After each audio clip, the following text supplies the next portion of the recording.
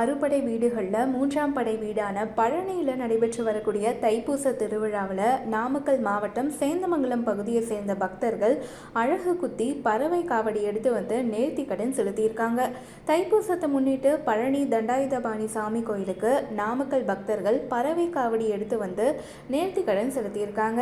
முருகப்பெருமானுடைய அறுபடை வீடுகளில் மூன்றாம் படை வீடான தண்டாயுதபாணி சுவாமி கோயிலுக்கு நாள்தோறும் பல்லாயிரக்கணக்கான பக்தர்கள் சுவாமி தரிசனம் செஞ்சு வராங்க.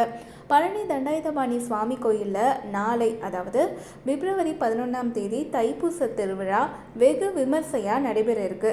இந்த நிலையில் நாள்தோறும் ஏராளமான பக்தர்கள் பாத யாத்திரையாக வந்து வேண்டுதலை நிறைவேற்றி செல்வதால் பழனி விழா கோலம் பூண்டிருக்கு. அந்த வகையில் நாமக்கல் சேந்தமங்கலத்தை சேர்ந்த பக்தர்கள் பறவை காவடி எடுத்தும் அழகு வேல் குத்தியும் பால் குடம் எடுத்து வந்தும் நேர்த்திக்கடனை நிறைவேற்றியிருக்காங்க.